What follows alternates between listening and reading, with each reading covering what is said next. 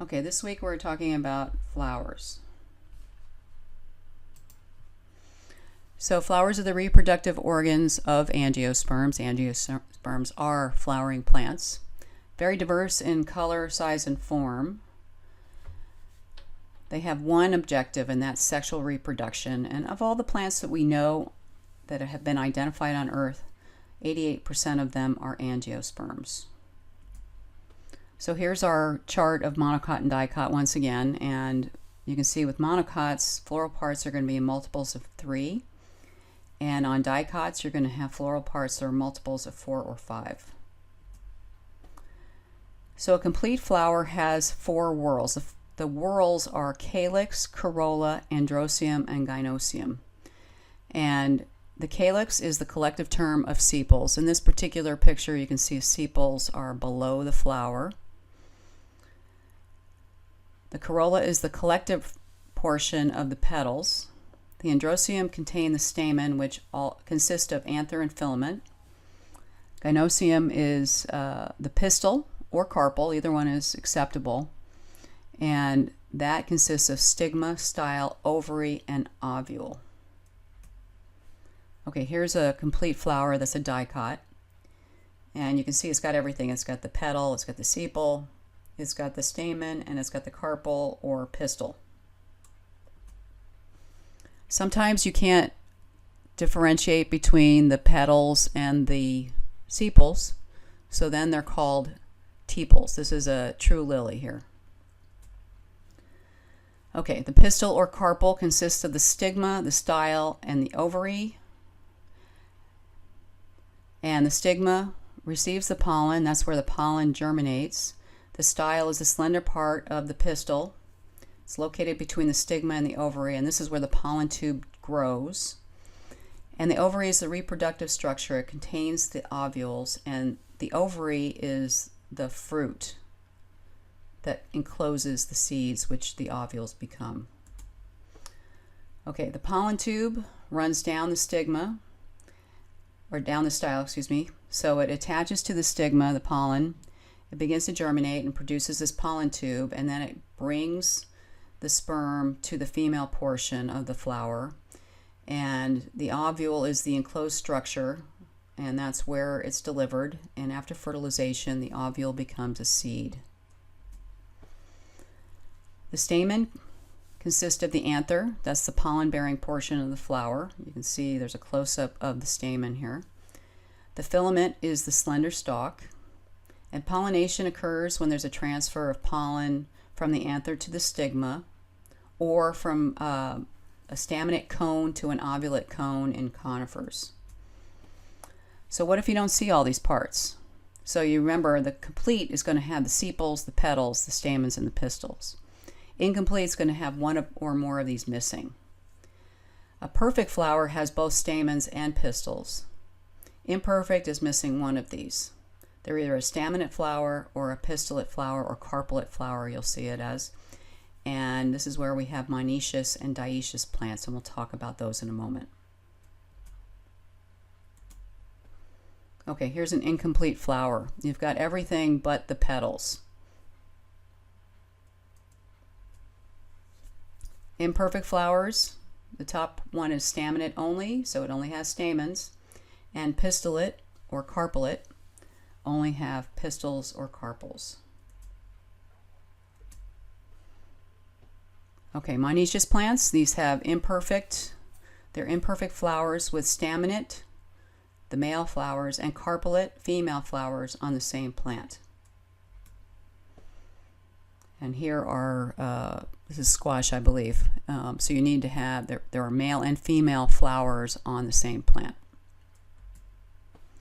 Dioecious is when you have the staminate flowers on one plant and the carpellate or pistillate flowers on another plant. So hollies are dioecious. You have separate plants for these, the female and the male, and if you were confused on which one you had, once it flowered, you could try to see if it has only pistils, and on the left here you can see that center portion of that flower is the pistil, and then on the right we've got the male flower, so all it's got is the stamen. There would be no pistil.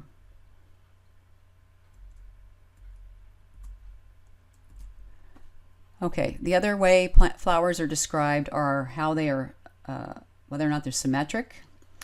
Actinomorphic means radially symmetrical. That means if you were going to slice it in any direction, it would look exactly the same. It's also called actinomorphic.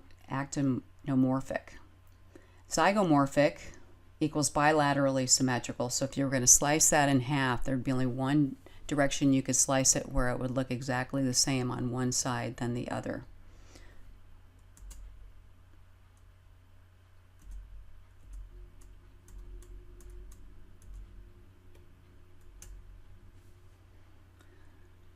So here we have the Lamiaceae.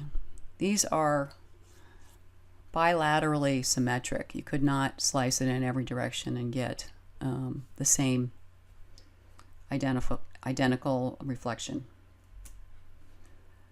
Okay, the other way that flowers are described are hypogynous, perigynous, or epigynous. And what that means is hypogynous means the ovary is superior. It's above the petals, it's above the stamen, it's above the sepals.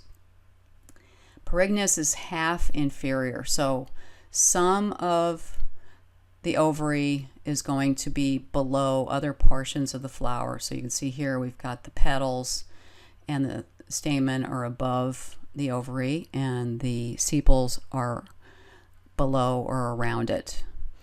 And then inferior is when everything around the flower is above it. Okay, here is a superior ovary, if this helps. Pedicel is just the stem of the flower. Okay, here's some more descriptions here. So the above attachment of the superior ovary is above the attachment of the petals, sepals, and stamens.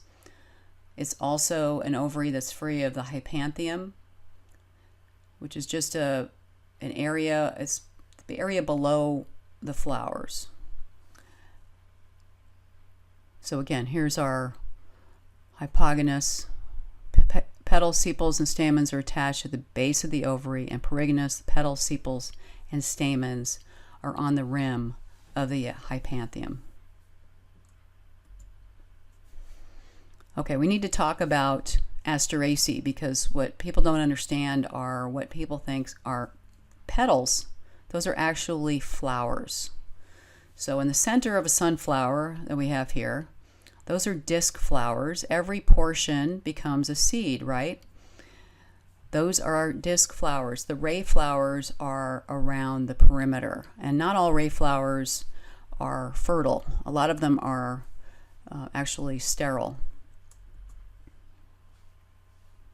So here's a cross section here of disc flowers and ray flowers. The ray flowers are around the rim, and you can see it's got the sexual portions of the flower at the base of what you think is a petal. And then along the center here, you've got the disc flowers. So you've got the stigma, you've got fused anthers that are attached around the base of the stigma. Here's the corolla, and then the pappus, which when you're identifying Asteraceae, pappus is used to describe many portions of the sepals. There's various descriptions of these.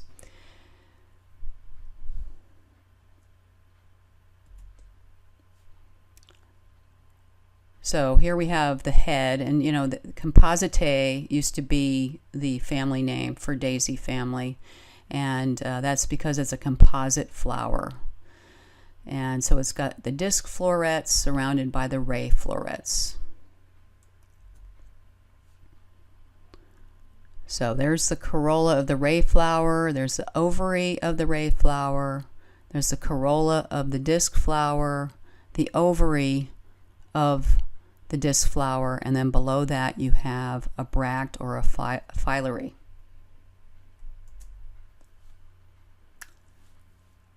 Okay, dandelions are only made of ray flowers. So here is a ribbon-like corolla or a ligule. You can see it's got a stigma that catches the pollens, and then the joined anthers produce the pollen, and there's a developing pappus and achene, and achene is a type of fruit. So this is why they're very successful. They have tufts of hair, which are the pappus, that collect, the wind picks them up. They have a needle-like beak which supports it so they stand up, and then an achene with spines that help us stick to the soil. So this is why dandelion is so successful. We're never going to really truly get rid of dandelions in this world, I believe. That's my belief. Okay, and here, as I said, not all composites have disc flowers. Thistles only have disc flowers.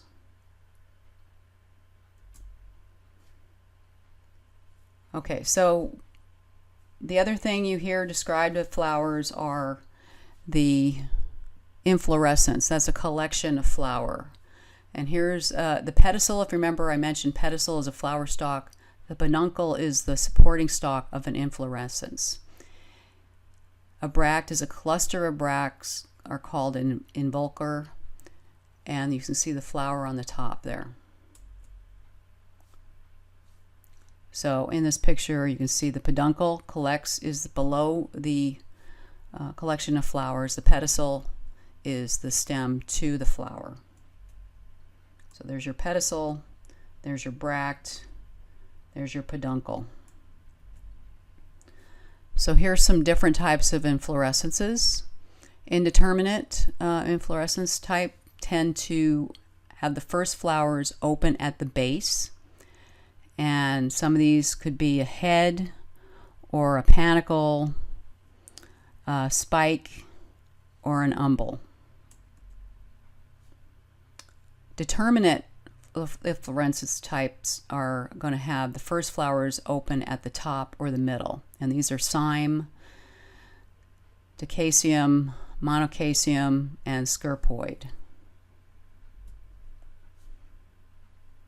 And then you have corum, cyme, and umbel.